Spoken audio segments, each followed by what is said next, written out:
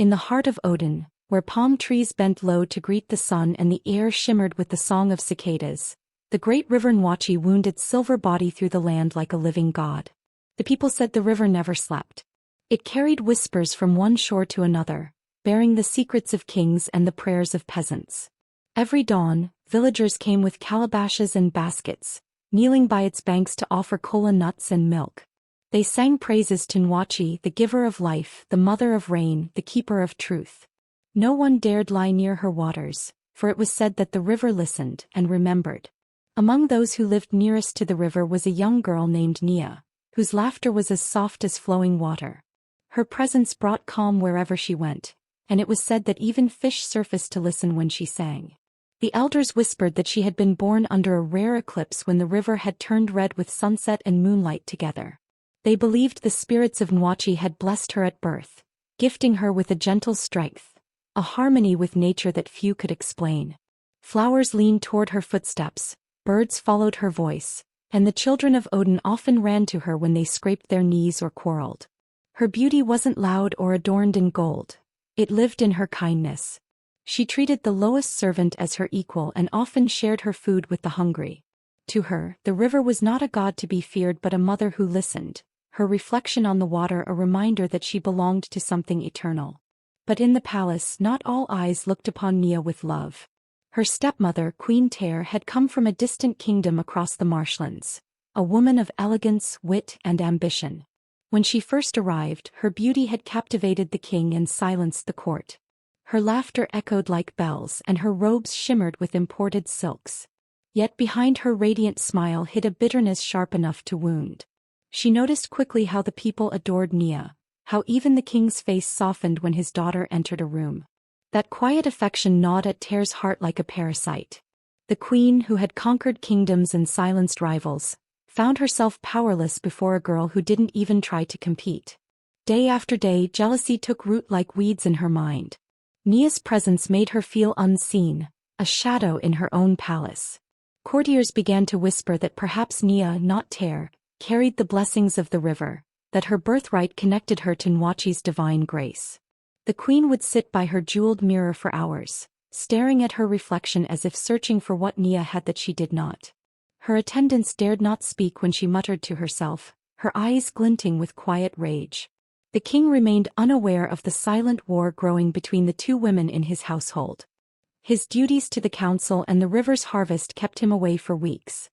He loved Nia dearly but trusted Ter to manage the palace in his absence. And Ter did, with a smile that could freeze blood. When Nia would go to the river, offering fruits and singing the old songs her mother had taught her, Ter watched from the balcony above, her hands tightening on the rail until her knuckles whitened. The wind carried Nia's melody up to her, a song of gratitude and peace, and it filled Ter with something darker than envy. It was as if the river itself favored that girl. Each time Nia returned from the banks, the queen imagined the spirits whispering blessings into her ears, blessings that should have belonged to her, the crowned queen. One evening, when the air was heavy with rain and lightning flickered across the horizon, the queen stood by the palace window and gazed at the darkening river. Its waters glowed faintly under the moon, alive with power. "You watch her, don't you?" she whispered, her voice trembling with anger and fear. "You call her your child. But she will not take what is mine." Down by the banks, unaware of the venom brewing in the palace, Nia smiled as droplets of rain began to fall on her upturned palms. The river's surface rippled in rhythm with her laughter, a sound that seemed to blend with the storm itself. To her, the rain was a promise that the river would always protect her. But the river was more than a mother. It was a witness. It saw love and deceit, kindness and cruelty, and it remembered them all. Beneath its shimmering surface, ancient eyes opened, watching the queen through the dark water, feeling the shift of intent within her heart. The river did not speak, not yet. It only waited, patient as eternity, knowing that what was done in its sight would never be forgotten. The kingdom of Odin glowed under its eternal sunsets, unaware that its peace was cracking. In the palace above the river's curve, envy had found its throne. And deep beneath the waves, the river stirred, for it had begun to taste the storm that would soon rise from its depths. Day by day, Queen Ter's envy ripened into something poisonous. The praise that once drifted through the marketplace like harmless gossip now struck her ears like arrows. Wherever she walked, she heard Nia's name, spoken with reverence, with hope, with love. The river blessed her again, an old woman whispered as Ter passed by in her golden palanquin. They say her song calmed the flood, said a fisherman. She is the light of Odin, murmured a child. Each word tightened Ter's chest until it felt as if her jeweled necklace was strangling her. What had she, the crowned queen, done to deserve such silence from her people? She, who sat beside the king and ruled the palace, was treated as if she were invisible while a mere girl, a child of another woman, captured every heart. At night, when the king lay sleeping beside her, Ter would stare at the ceiling, her eyes wide and unblinking. She imagined the villagers kneeling before Nia instead of her, imagined the court offering the girl the crown one day. The thought burned hotter than fire. She began to believe that Nia's purity wasn't a blessing but a weapon, one that could dethrone her if left unchecked. And so Ter's lies began as softly as the hiss of a snake. One morning as she poured tea for the king, her voice trembled with carefully measured concern. "My lord," she began, "have you not noticed something strange about your daughter of late?" The king glanced up, frowning. "Strange? What do you mean?" "She spends hours by the river," Ter said gently, her tone woven with feigned worry. "Speaking to the water, singing to it. The servants whisper that when she sings, the river moves. That the current bends as if obeying her." The king laughed softly. "She has always been close to the river. You know it blesses our kingdom. It is nothing but her affection for it." But Ter only smiled, a sad, careful smile, the kind that conceals poison behind pity. "I only fear for her, my love. For us all. Power without understanding can become dangerous. Even the river, if angered, destroys what it once nourished." She said no more, letting her words sink like stones into his thoughts. Over the next weeks she repeated these seeds of doubt in different forms. To the king's advisors she whispered that the girl communed with spirits. To the priests she hinted that Nia's blessings might not be divine but cursed. When the king passed the gardens, the guards bowed lower, but their eyes flicked with unease. The servants began to avoid Nia's gaze, muttering prayers under their breath after she smiled. Nia herself noticed the shift, how laughter stopped when she entered a room, how even her father's eyes sometimes lingered on her with silent confusion. But she said nothing. She thought perhaps she had done something wrong, something she could fix with kindness. She spent longer hours by the river, her songs quieter, her tears falling unseen into the water. The river, however, saw everything. One night, as lightning danced far across the horizon, Ter stood again at the palace balcony.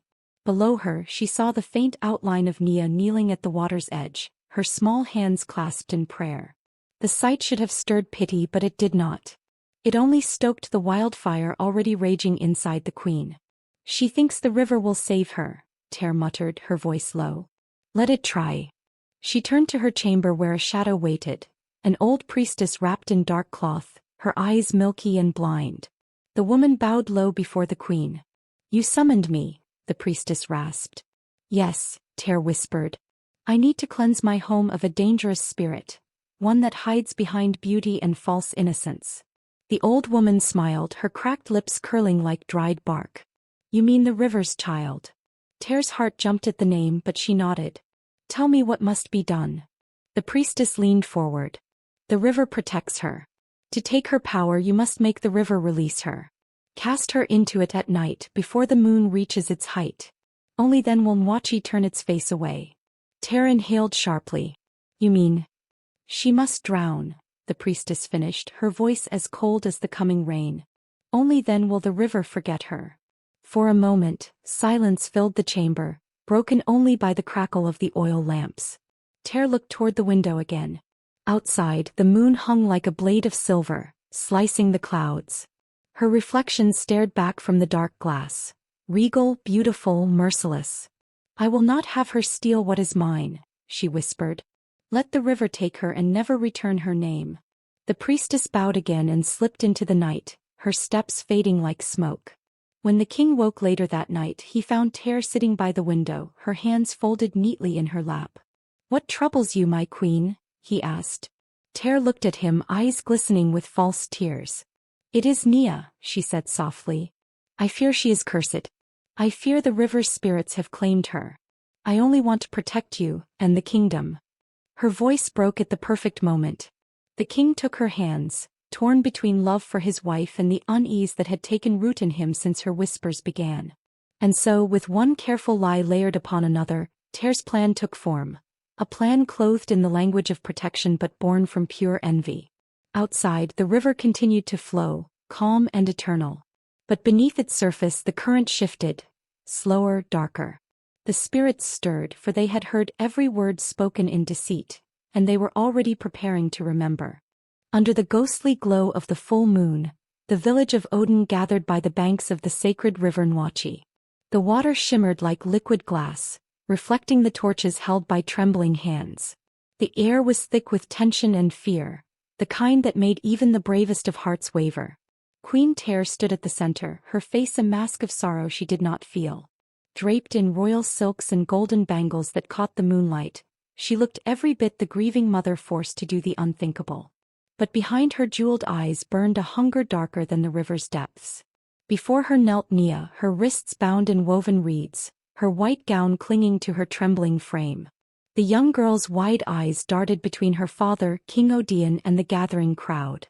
She searched for compassion, for someone to step forward, but all she saw were faces turned away, shadows cast by guilt and superstition. "My daughter," Ter's voice rose, soft yet sharp, cutting through the whispers of the villagers. "The river has spoken. The spirits revealed that this child carries the mark of a curse. Her beauty, her songs, they are not blessings but lures for darkness. We cannot keep her among us." A murmur rippled through the crowd, a wave of unease. Some believed her. Some didn't. But none dared oppose a queen whose tongue dripped with venom disguised as wisdom.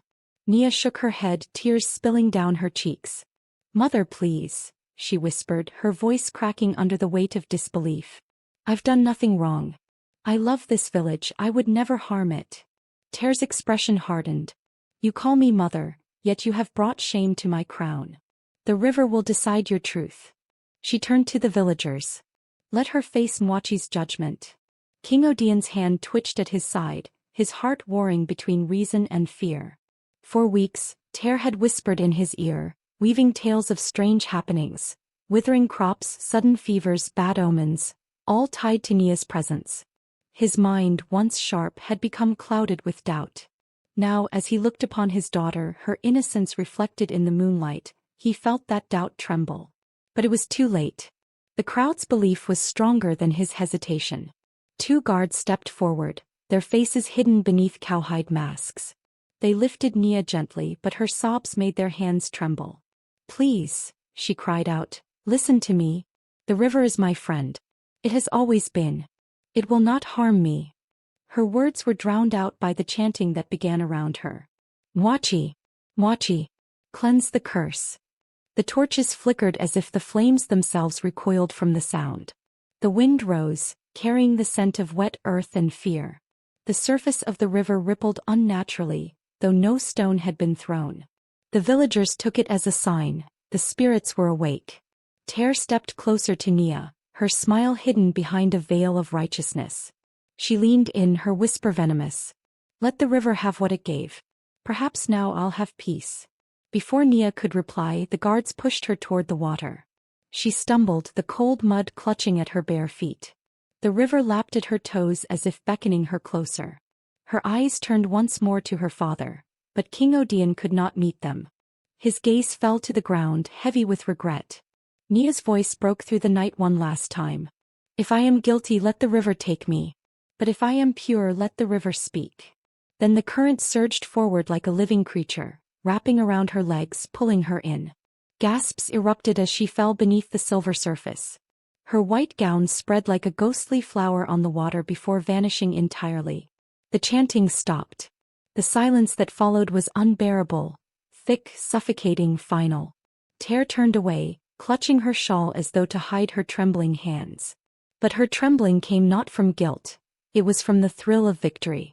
She had won. The river had taken her rival. The people would see her as savior, not monster. Yet as the crowd dispersed, the river did not settle. The waters churned quietly, glowing faintly beneath the moonlight, as if whispering secrets only the night could hear. Somewhere deep below, a voice hummed, faint, sorrowful and filled with promise. Queen Tear did not hear it. But the river did. The river always did. The river swallowed Nia whole, or so the villagers believed. But beneath the surface, where light and shadow met in liquid embrace, the truth unfolded differently. The cold that should have stolen her breath instead wrapped around her like a silken shawl. Her scream, lost above, echoed softly through the depths, carried by ripples that shimmered like whispered promises. The river was alive. Nia drifted deeper, yet the pressure did not crush her. Instead, she felt warmth pulse beneath the water's skin, as though the current itself recognized her. Her bound wrists loosened, the reeds unraveling like threads of forgiveness. Her hair floated around her face in dark ribbons, and her eyes, once wide with terror, began to soften in awe. Shapes began to move in the depths, not fish, not shadows, but spirits. They glowed faintly, outlines of silver and blue, their forms constantly shifting like reflections seen through mist. Some resembled human figures, others the silhouettes of animals. A great heron, a coiled serpent, a mother holding a child made of mist. Their eyes gleamed like pearls, filled with the weight of ancient knowing. "You are the child the river loves," a voice murmured, though no mouth spoke. It was all around her, in the water, in her chest, in her heartbeat. "Fear not, Nia of Odin. You were never meant to drown." Nia's lips trembled. Who are you?" Her words came out as bubbles that danced upward, but she somehow heard herself clearly in her own mind. "We are the spirits of Nwachi," the voices replied, layered and soft, like 1,000 heartbeats speaking in one breath. "We are what your people forgot. We have watched your kindness, your tears, your silence. And now we have seen your pain." A swirl of light surrounded her, brushing against her skin like the touch of rain. Every wound she bore, the rope burns on her wrists, the ache in her chest, the betrayal in her heart began to fade. The pain did not disappear. It transformed, reshaping itself into something stronger, something burning with purpose. Nia's breathing steadied as the river pulsed around her, its rhythm syncing with her own heartbeat. "Why me?" she asked. "Why would the river choose to save me when my people have turned against me?" A spirit in the shape of an old woman appeared before her. Her face was made of water and starlight, her voice carrying the calm of eternity. "Because you listened," she said gently. "You saw beauty where others saw fear. You sang to the river and we heard. The river keeps no hatred, child. But it remembers love, and it remembers injustice." The old woman raised her hand and the currents began to swirl faster. Nia's body rose with them, her hair lifting like a crown. The water glowed brighter, shifting from deep blue to brilliant silver. Tiny fish darted around her, forming circles as if celebrating her rebirth. "Your stepmother has called upon false spirits," another voice hissed, deep and booming like thunder underwater. "She used the river's name to commit cruelty. For this, balance must return." Nia's heart tightened. The image of Queen Tear's face, cold, smiling as she watched her fall, flashed in her mind. She clenched her fists, feeling the river pulse stronger in response. The water no longer felt like a prison. It was part of her now, moving with her anger, her sorrow, her will. "What do you want me to do?" Nia whispered, her voice trembling between grief and power. "Rise," the spirits replied in unison. "But not as you were. Rise as what you have become." The currents gathered beneath her feet, lifting her higher, spinning around her like a vortex of moonlight. Her white gown shimmered, turning translucent and woven with threads of flowing water. Her skin glowed faintly, her veins now carrying the shimmer of the river itself. When she opened her eyes, they burned with light, soft but endless, like twin moons reflected on dark waves. She looked down at her hands. Where tears once fell, droplets of silver now formed, floating upward and merging with the water around her. She felt the songs of the river, the hum of stones, the whispers of reeds, the cries of the creatures who had long lived unseen. They sang to her through her. "You are no longer bound by their cruelty," the spirits said. "You belong to both worlds now, the living and the flowing. The river's voice is yours and through you we shall speak." Nia's chest swelled with emotion she could not name. She reached out and the water obeyed her gesture, spiraling into patterns that glowed against the dark. For the first time she felt not small, not helpless, but whole. The sorrow within her had become something sacred, something vast and powerful. Above, the surface of the river rippled faintly, disturbed by unseen movement. The moonlight shimmered down, meeting Nia's luminous gaze. "Go when the river calls," the old spirit whispered. "The current will guide you back. But remember, revenge is not ours to give. Justice flows, and it will find its way through you." The spirits began to fade, melting back into the currents, leaving only their warmth behind. The water quieted, though it pulsed with a steady rhythm, her rhythm. Nia floated for a moment longer, feeling the weight of her new being settle in. She closed her glowing eyes and let the current carry her, the whispers of the river humming like a heartbeat around her. When she finally opened them again, she was no longer afraid. The river had not taken her life. It had given her a new one, fierce, eternal, and luminous as the moon that now watched her from above. The river that once flowed calmly through Odin began to change. Its waters, once clear and gentle, now trembled with unease. The villagers first noticed when the river refused to yield its fish. Nets came up empty, hooks dangled lifelessly, and even the frogs grew silent near its banks. The farmers complained that their crops were drying despite the morning mists, and the elders muttered prayers at dawn, sensing something ancient stirring beneath the current. But the change was not just in the river's behavior. It was in its voice. At night, when the world should have been quiet, the water whispered. It moved against its stones in strange rhythms, carrying with it a low, haunting hum that slipped through the reeds and drifted into the village. It was not wind. It was not echo. It was a voice. And sometimes, in the depth of that song, one name could be heard: Nia. Children woke crying, claiming the river called them by name. Women who fetched water swore the current shimmered with faces that watched them. And the elders began to whisper stories of vengeance, of spirits wronged and forgotten, returning through the water to set balance right. Queen Ter dismissed these tales. She told the frightened villagers that the river was angry because of their weakness, their lack of offerings. She commanded great sacrifices, baskets of fruit, jars of oil, and even goats thrown into the current. But each gift returned to shore, untouched, slick with a strange silver sheen. The river rejected them all. The king, however, could not dismiss what he heard. He had begun to dream of Nia. In his sleep, he saw her standing by the riverbank, her white dress dripping with light, her lips moving in song though he could not hear the words. When he reached out, the dream always ended the same way. She dissolved into water, her eyes shining with sorrow. He awoke each time drenched in sweat, the sound of rushing water echoing in his mind. He told Ter of these dreams, but she smiled too quickly, her voice too smooth. "Pai King," she said, her jeweled fingers brushing his arm. "Dreams are only tricks of grief. Let her rest. The river has taken her and the spirits have found peace." But her eyes betrayed her calm. Each night she too heard the river calling, not gently but with accusation. When she walked by her chamber window, the sound of flowing water seemed to grow louder. When she closed her eyes, she could feel it pulsing beneath the castle, as if the river's veins had crept through the earth to reach her. The villagers' fear turned into unrest. Their crops began to wither, and even the well water turned brackish. The once flourishing market fell silent. No songs were sung. No drums were played. It was as if the land itself held its breath. One morning, the villagers woke to find the river had risen overnight, not in wild flood but in still defiance.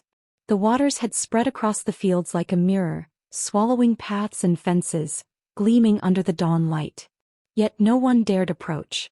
The air around it hummed faintly, carrying a melody too soft to be understood but too heavy to ignore.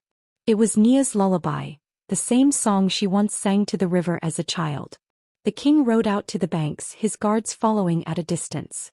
The moment his horse neared the edge, it reared back, terrified, refusing to move closer. He dismounted and stepped forward alone. The river shimmered strangely, and for an instant he saw a figure beneath the surface. A girl's silhouette, her hair floating like dark ribbons. Her face was indistinct, but her eyes glowed faintly, and when the light caught her lips, he thought he saw them form a word. "Father." He stumbled back, heart pounding. The figure faded, leaving only rippling reflections behind. That night, thunder rolled across Odin though no rain fell.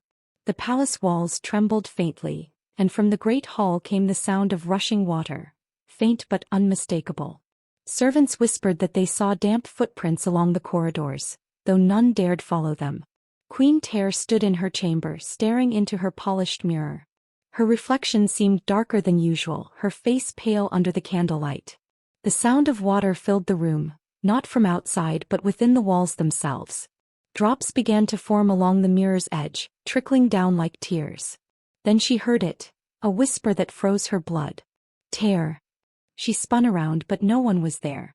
Only the curtains swayed as if brushed by an unseen hand. She shouted for guards, but the moment the door opened, a gust of cold air swept through, extinguishing every flame. The room plunged into darkness, and the river's voice filled the air, soft, sorrowful, endless. "The river remembers," it said. The guards fled, terrified. Ter stood trembling, her hands clutching her chest. She rushed to the king's chamber, her composure shattered.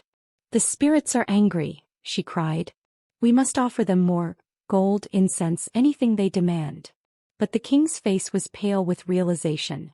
"No, Zarya," he whispered. "They do not want offerings. They want truth." Outside, the river began to rise again, its surface glowing faintly under the moon. It spilled over its banks and wound its way through the village streets, silent and deliberate as if searching for something, or someone. The people gathered at the edge of the water, clutching one another, their fear now mixed with awe. "The river calls," an old woman murmured. "And when it calls a name it never forgets." And somewhere deep beneath that trembling current, Nia's eyes opened, glowing like the moon's reflection on still water. The river was ready. Her return had begun. That night Odin did not sleep. The air was thick, heavy with the scent of rain that never came. The villagers gathered near their doors, clutching lanterns as the sound of the river grew louder, not rushing, not roaring, but rising. It moved with purpose, like a living thing reclaiming what was once taken. The moon hung low and full, its reflection trembling on the swelling waters. Then the river broke its silence. From its depths came a light, soft at first like the shimmer of moonlight over glass. But it grew stronger, whiter, until the whole river glowed with a radiance that turned the night into dawn. The people gasped as the glowing current began to overflow its banks, not violently but with grace. It spread through the village streets, winding like a serpent of light, moving toward the palace at the heart of Odin. Children cried. Elders fell to their knees. The priests shouted prayers, but their voices were swallowed by the sound of the water's rising hum. It was no longer a river, it was a path. And at the beginning of that path something stirred. A shape rose slowly from the glowing water, a figure draped in liquid silk, her hair streaming like ink over the light. Her feet did not sink into the river, the water held her as though she belonged to it. Her skin shimmered faintly, her eyes glowing with a soft, haunting blue. Every droplet that fell from her body became a tiny ripple of light. It was Nia. The villagers who had cast their stones and turned their backs gasped, some whispering her name, others too afraid to speak. The sound of her steps on the water was like distant thunder, and when she opened her mouth, her voice rolled through the air, not human, not mortal. "I was thrown to the river," she said, her tone deep and resonant, echoing through the night. "But the river does not keep the innocent, it carries them home." The glow around her brightened, and behind her, shapes began to rise from the river, the spirits of the water. They appeared as shifting silhouettes, human and not, their forms made of mist and moonlight. Their eyes gleamed like pearls beneath the surface, their whispers blending into a chant that carried the rhythm of the current. The waters followed Nia as she walked, parting for her feet, yet stretching out like arms behind her. The glowing river wound its way through the village, washing over thresholds, flooding courtyards, yet leaving no destruction, only a shimmering trail of light. Wherever the water touched, gold decorations tarnished, lies melted, and truth bled through. At the palace gates, the guards stood frozen, their spears trembling in their hands. When they saw her approach, their courage dissolved. The river reached the iron gates and swept them open without touch. The metal groaned as if obeying her will. The palace, once a monument of beauty, now seemed small before her. Its golden walls reflected the river's light, flickering like flames. From within came shouts of fear, the scurrying of feet and the terrified prayers of courtiers. The river flowed into the courtyard, pooling around the marble steps, glowing brighter with every heartbeat. Nia stopped at the entrance. The air vibrated with her presence, and the water spirits gathered close behind her, their whispers growing louder. The palace trembled, chandeliers swaying, portraits rattling against their gilded frames. High above in the royal chamber, Queen Ter clutched her robe and stared out the window. Her eyes widened as she saw the glowing flood below. The river, her river, had climbed the hill and reached the palace walls. And at its center, walking through the water like a goddess reborn, was the girl she had cast away. "No," Ter whispered, shaking her head. "No, this cannot be." The king entered behind her, his face pale, his crown crooked from sleep. "What is it?" he demanded. But when he followed her gaze, words failed him. The queen stumbled back. "She's dead," she stammered. She's returned," the king breathed. As the king and queen watched, Nia stepped into the great hall. The doors burst open as if pushed by invisible hands. Water flowed with her, coating the marble in a shining film that reflected her image 100 times over. The torches along the walls sputtered and went out. Only the glow of the river lit the room now. The courtiers fled, their cries echoing through the palace. Only the king, trembling, and the queen, rigid with dread, remained as Nia stopped before the throne. "Ter of Odin," Nia's voice boomed, rolling like thunder between the walls. "You called me witch, you cast me to the depths. But the river has seen your heart. It has seen your lies." The queen's face twisted in fear. "You are not Nia," she hissed. "You are a spirit wearing her face." Nia raised her hand, and the water around her swirled upward, forming into thin streams that danced in the air. Her eyes glowed brighter. "Then look into the river and tell me who you see." The currents formed a mirror before Ter, a perfect reflection of her face, yet behind her image stood Nia, eyes burning, tears of light on her cheeks.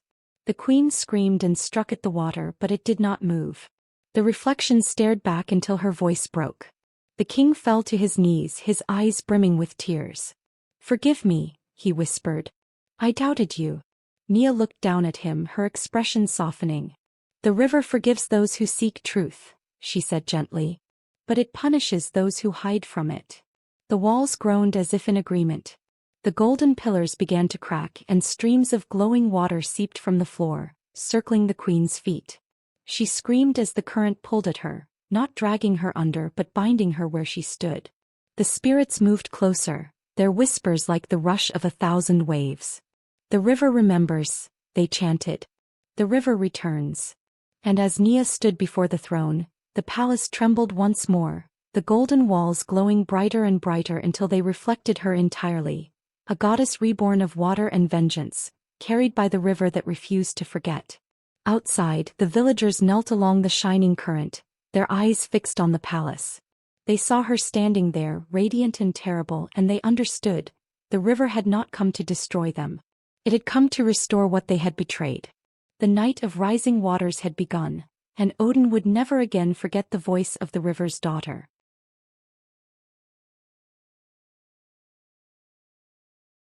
The first light of dawn washed over the land of Odin, painting the river Nwatchi in gold and silver. The waters that once raged in fury now flowed in serene grace, whispering lullabies of forgiveness instead of vengeance. The storm had passed, and in its stillness, the people saw their salvation standing at the river's edge. Nia, the daughter they had betrayed, yet the spirit who had chosen to forgive. The palace lay quiet, humbled and soaked in the memory of the night when the river itself rose to deliver justice. Every crack in the golden floors, every washed-out step and every torn banner bore witness to what had happened, that no crown, no deceit, no mortal hand could rule above nature's truth. The villagers gathered along the riverbanks, heads bowed, hearts trembling as they watched Nia step onto the soil once more. Her gown shimmered like rippling water, and her eyes, once filled with tears, now held the calm strength of a goddess. The king, weary and broken, stumbled from the palace. His crown had fallen somewhere in the chaos of the flood, but he did not search for it. He approached his daughter with bare feet and trembling hands. When he knelt before her, the entire kingdom followed suit. His voice cracked like an old reed flute as he said, "Forgive me, my child. I was blinded by lies, deaf to your truth. The river showed me what I refused to see." Nia looked upon her father, the man who had turned his face when she was accused, the man who had allowed her banishment. And though pain flickered in her heart, she felt no hatred. The river within her had washed it away. Her voice, once stolen by injustice and restored by spirit, now carried a melody that healed instead of harmed. The river remembers all, she said softly. But even it flows forward. So must we. The people wept, some out of guilt, others out of awe. The waters beside them rippled gently as if nodding in approval. Nia turned toward the remains of Queen Ter's golden chambers. What was once a symbol of vanity and greed now lay drowned beneath shimmering waves. From the depths, pearls surfaced, carried by the current, as if the river offered them as tribute to its chosen queen. Nia did not rebuild the palace of gold. Instead, she commanded that the new palace be made of stone and wood, taken from the hills and forests that had long protected Odin. Gold blinds, she told the builders. But the earth remembers. The people obeyed, grateful for her wisdom, and for the first time in generations, the songs of labor and unity filled the air once more. Each dawn, Nia walked to the edge of the river where she had once been cast away. The water would part gently around her feet, sparkling like stars at her touch. The children of the village came to her, listening to her stories about forgiveness, balance, and the living spirit that resided in every ripple. They called her the River Queen, not because she ruled it but because she belonged to it. As seasons passed, the village flourished again. The floods turned to fertile fields and fish returned to the nets of patient fishermen. The people built bridges instead of walls, shrines of humility instead of towers of pride. When the wind blew across the surface of Nwachi, it carried with it a soft hum, Nia's song, a melody that reminded every ear that water could both destroy and heal, depending on the heart that met it. One morning when the mist was still thick and silver over the river, Nia stood alone by the water. The reflection that looked back at her no longer shimmered with sorrow but peace. Her face, serene and wise, merged with the surface of the river, making it impossible to tell where woman ended and spirit began. Behind her, the sun rose higher, painting her figure in gold, the kind not mined from greed but born of light. And in that quiet union of river and dawn, Odin's fate was sealed forever. The river that had once taken her now bowed in eternal devotion. It promised never again to rise in wrath, but to flow in rhythm with the heart of its queen, the one who turned pain into power, betrayal into balance, and silence into song. Through the centuries, people of distant lands would speak of her. Nia, the girl who became the river's voice. And every time the wind kissed the waters of Nwachi, it carried her melody, not of revenge but of remembrance. The kingdom lived on not in fear of the river's might but in gratitude for its mercy. And as long as the river flowed, so too did Nia's spirit, eternal, serene, and free. The court of Odin had never known silence so deep, so heavy, so filled with trembling awe. The golden torches flickered against the water-stained walls, casting ripples of light that danced across faces pale with fear. The river's song echoed through every corridor, low, rhythmic, and alive, as if the palace itself was breathing through the current that had spilled into its heart. At the center of the great hall stood Nia. She was no longer the frightened girl who had been thrown into the river.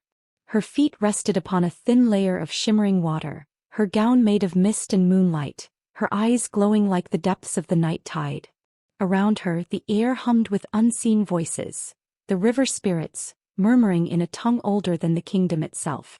Before her, Queen Ter knelt on the slick marble floor, her once proud robe soaked and heavy. Her gold crown was bent, slipping down her tangled hair. The king sat on the throne, his face hollow, his heart breaking under the weight of the truth that had begun to unfold. The courtiers pressed themselves against the walls, their breath shallow, afraid to look directly at the woman who had risen from death. They had watched her burn in moonlight, drown in river depths, and yet here she was, radiant, terrible, eternal. Nia's gaze fixed on Ter, and when she spoke, her voice carried the weight of both mortal pain and divine power. "You took my home," she said softly, her words rippling through the hall like distant thunder. "You turned love into poison. You cast me into the river to hide your sins. But the river does not keep secrets." As she spoke, the water around her began to shimmer and rise, forming delicate spirals that glowed with silver light. Within those spirals, faint shapes appeared, faces, memories, the truths the river had carried. Gasps filled the room as images flickered before the court's eyes. Tear whispering lies to the king, gold exchanged for loyalty, a terrified child dragged beneath moonlight toward the riverbank. Each vision played like a reflection across the air, each moment illuminated by the truth that could no longer be buried. The courtiers fell to their knees. Some wept. Others covered their faces in shame. The king trembled, gripping the arms of his throne as he watched the woman he loved revealed as a monster before the spirit's eyes. The whispers of the river grew louder, overlapping voices upon voices, male, female, childlike, ancient, all speaking through Nia. "We are the watchers of water," they chanted. "We remember every drop that fell with her tears. We remember every lie that touched our current." Tear clutched at her chest, shaking her head. "No," she gasped. "I only did what was right. He was cursed. She would have brought ruin to us all." Nia stepped closer. Each of her steps sent a ripple of light across the flooded floor. "You called me cursed," she said, "but it was your greed that poisoned this kingdom." The river spirit's whispers swelled again, rising in rhythm with the pulsing current that now circled the queen. The glow of the water deepened from silver to blue, from blue to crimson, until it resembled liquid fire. The king stood suddenly, his voice shaking. "Enough," he cried. "What is done cannot be undone. Spare her, Nia, she was misled." Nia turned to him, her expression unreadable. "Father," she said, her tone soft but resolute, "when you doubted me I forgave you. When you turned away I still prayed for your peace. But this," she gestured to Tear, whose reflection shimmered across the water like oil, "this was no mistake. He chose cruelty. She fed the river with my sorrow, thinking it would silence me forever." Tear's breath quickened. The water around her began to move faster, swirling into a small whirlpool that pulled at her robe. She screamed and scrambled backward, but the current tightened its hold. "Please," she cried. "You are merciful. You would not harm your mother." "I had a mother," Nia whispered, her eyes flashing. "You buried her memory in gold." The hall shook. The sound of rushing water filled every corner as the river spirits began to chant again, their voices rising in unison. A sound both beautiful and terrifying. "The river gives life," they intoned, "but it also claims what is owed." The king fell to his knees, his crown slipping from his head. Tears streamed down his face as he reached toward Nia. "Stop this. Don't let vengeance rule your heart." Nia looked at him with eyes full of grief and strength. "This is not vengeance," she said quietly. "This is truth returning to its source." With that, the waters surged upward. The whirlpool expanded, pulling at Tear's arms, her gown, her crown. The courtiers screamed, pressing against the walls as the queen's cries filled the hall. She clutched the marble floor, nails scraping, leaving red streaks across the white stone. "Mercy," she sobbed. "Please, Nia, please." But the river spirit's chant only grew louder, echoing from the walls like thunder within a cave. "The river remembers. The river judges. The river returns." A sudden wind swept through the hall. Curtains tore from their hooks, gold ornaments shattered, and the light dimmed until only the glow of the water remained. The current rose higher, swirling around Tear until her figure was lost in a cocoon of liquid light. And then silence. The water stilled. The glow dimmed. When it cleared, the queen was gone. In her place lay her crown, half submerged, reflecting a faint red light. The current moved it gently toward Nia's feet before carrying it away, down the steps, back toward the river that waited beyond the palace gates. The king bowed his head, his shoulders shaking with quiet sobs. The courtiers knelt in reverence, whispering prayers not to gods but to the river itself. Nia stood unmoving, the glow around her softening until she seemed almost human again. The spirits whispered quietly now, their voices gentle, like the flow of water over smooth stones. "She has returned to where she belongs," they murmured. "The river keeps what it claims." Nia closed her eyes, letting the sound of their words wash over her. Her heart ached, not with anger but with release. Justice had been done and the river's balance restored. As the last echoes faded, she turned to her father. "The river forgave you long ago," she said softly. "Now you must learn to forgive yourself." The king could only nod, unable to speak. Nia walked toward the grand doors, the water parting before her steps. As she passed, every golden surface dulled and dimmed, the palace shedding its false brilliance. By the time she reached the courtyard, the night sky had cleared, and the moon reflected perfectly on the calm, returning river. The whispers of the spirits faded into the distance as Nia looked down at her reflection, serene, strong, alive. The river's judgment was complete. And in its wake silence fell, a silence not of fear but of peace.